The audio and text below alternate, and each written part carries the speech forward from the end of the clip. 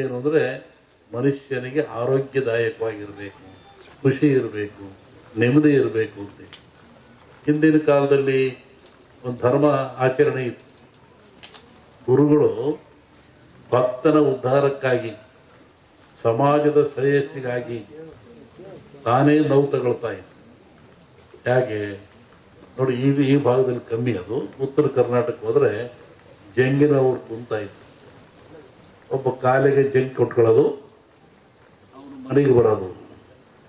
ಬೆಳಿಗ್ಗೆ 6 ಗಂಟೆ ಹೊತ್ತಿಗೆ ಬರ್ತಾ ಇದ್ದ. ಅಲ್ಲಿ ಬಂದು ಜಂಗಿ ಶಬ್ದ ಮಾಡೋವನು, ಅವು ಒಳಗೆ ಹೋಗೋವನು ನೋಡ್ತಾ ಇದ್ದ. ಏನು ಇವರು ಬಾಗಿಲು ಸಾರಿಸಿದಾರೋ ಇಲ್ವೋ, ಇವರು ಸ್ನಾನ ಮಾಡಿದಾರೋ ಇಲ್ವೋ, ಇವರು ಬೇಗ ಎದ್ದಿರೋ ಇಲ್ವೋ, ಇವ್ರ ಮನೆಯಲ್ಲಿ ಸ್ವಚ್ಛತೆ ಇದೆ ಇಲ್ವೋ ನೋಡುವಂಥ. ಅವನಿಗೇನು ಅಲ್ಲಿ ಹಿಟ್ಟಿಡ್ತಾ ಇದ್ರು, ಜೋಳದ ಹಿಟ್ಟು. ಒಂದೇ ಇಡಿ ಹಿಟ್ಟು ತಗೊಳ್ಳೋದು, ಜಾಸ್ತಿ ತಗೊಳಂಗಿಲ್ಲ. ಕಾಯಿಕ ದಾಸೋಹ ಅಂತ ಒಂದಿಡಿ ಜೋಳದ ಹಿಟ್ಟು ತಗೊಳ್ಳೋದು, ಜೋಳಿಗೆ ಹಾಕಿರೋದು. ಹೀಗೆ ಎಲ್ಲರ ಮನೆಗೂ ಹೋಗ್ತಾ ಇದ್ದ ಅವನು.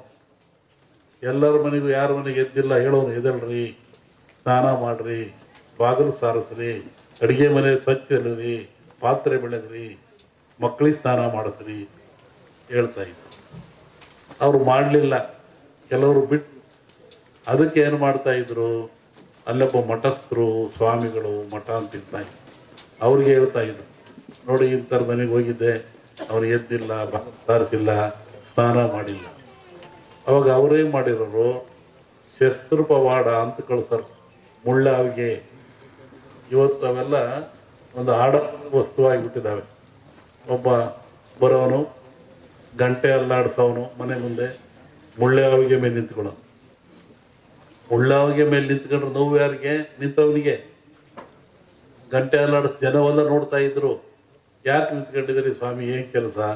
ನೋಡಿ, ಇವ್ರು ಬೆಳಿಗ್ಗೆ ಬೇಗ ಹೇಳ್ತಾ ಇಲ್ವಂತೆ, ಇವರು ಸ್ನಾನ ಮಾಡಲ್ವಂತೆ, ಇವ್ರ ಮಕ್ಳಿಗೆ ಸ್ನಾನ ಮಾಡಿಸಲ್ವಂತೆ, ಎದ್ದುಗಳು ಹಂಗೆ ಕಾಫಿ ಕುಡಿತಾರಂತೆ, ಯಾವುದೋ ಆಚರಣೆ ಇಲ್ವಂತೆ. ಅದಕ್ಕೆ ನಾನು ಮುಳ್ಳಾವಿಗೆ ನಿಂತ್ಕೊಂಡು ಗಂಟೆ ಅಲ್ಲಾಡಿಸ್ತಾ ಇದ್ದೆ. ಒಬ್ಬ ಭಕ್ತನ ಉದ್ಧಾರಕ್ಕಾಗಿ, ಒಂದು ಸಮಾಜದ ಏಳಿಗೆ ಎಂಥ ವ್ಯವಸ್ಥೆ ಇಟ್ಟಿತ್ತು ಸಮಾಜ ಹಿಂದೆ. ಒಬ್ಬ ಗುರು ಬಂದು ನೋವು ತಗೊಳ್ತಾ ಇತ್ತು.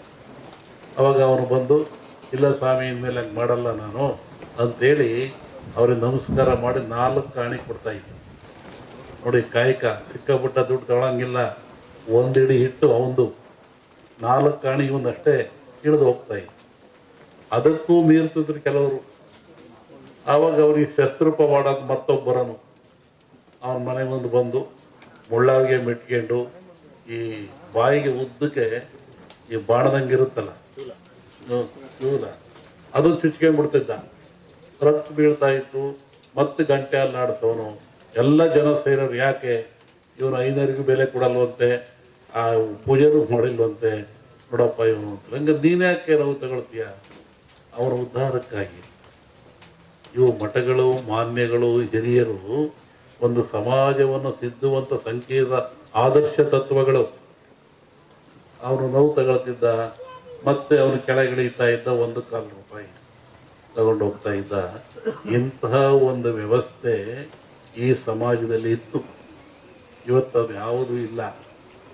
ಇವತ್ತು 5ನರಿಗೆ ಕರೆಯರು, ಸ್ವಾಮಿಯವ್ರ ಕರೆಯರು, ವಾರ ಕರೆಯರು, ಹಬ್ಬಕ್ಕೆ ಕರೆಯರು, ಅಲ್ಲೂ ಇಲ್ಲ. ಈಗ ಹುಟ್ಟಿದಾಗ ಸತ್ತ 2 ಸತಿ ಕರೀತಾರೆ. ಅದು ಇದೆ ಇಲ್ಲೂ ಗೊತ್ತಿಲ್ಲ.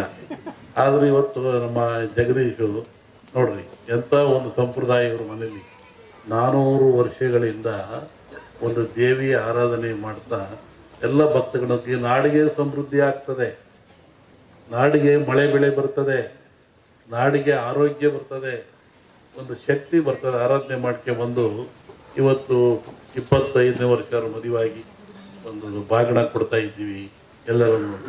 ಇಲ್ಲಿ ನೋಡ್ರಿ, ಬಾಗಿಣ ಅಂದ್ರೆ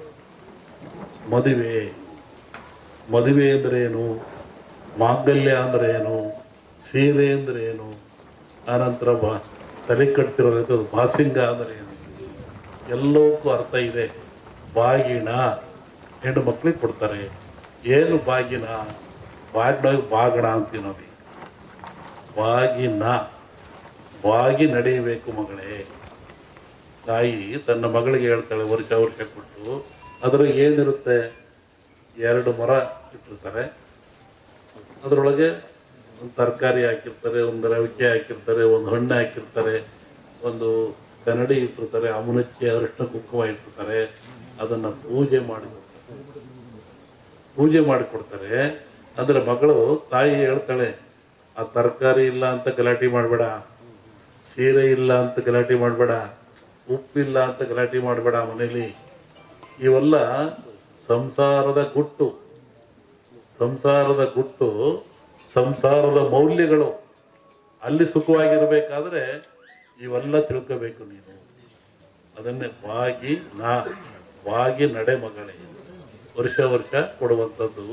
ಎಂತಹ ಸಂಪ್ರದಾಯ ನಮ್ಮಲ್ಲಿದೆ. ಯಾವ ಸಂಪ್ರದಾಯ ಇಲ್ಲೂ ಇಲ್ಲ. ಈ ಸಂಪ್ರದಾಯ ಜಗತ್ತಿನದ್ದು ಎಲ್ಲೂ ಈ ಥರ ಸಂಪ್ರದಾಯ ಇಲ್ಲ. ಈ ಬಾಗಣ ಕೊಡುವಂಥದ್ದು.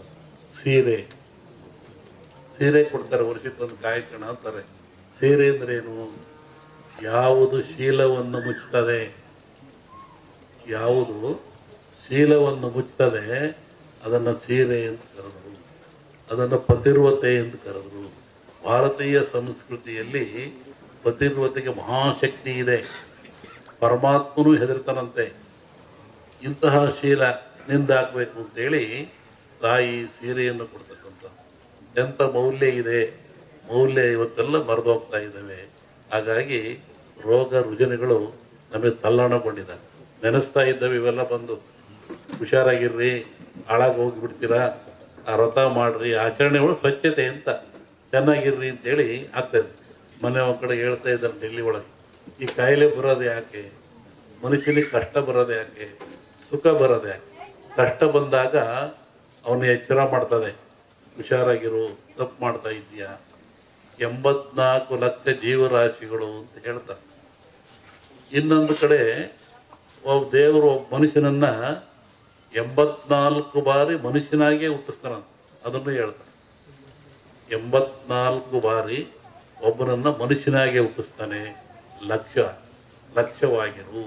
84 ಲಕ್ಷ ಅಂದರೆ, ಲಕ್ಷ ಅಂದರೆ ಎಚ್ಚರ. ಮನುಷ್ಯ ಎಚ್ಚರವಾಗಿರು.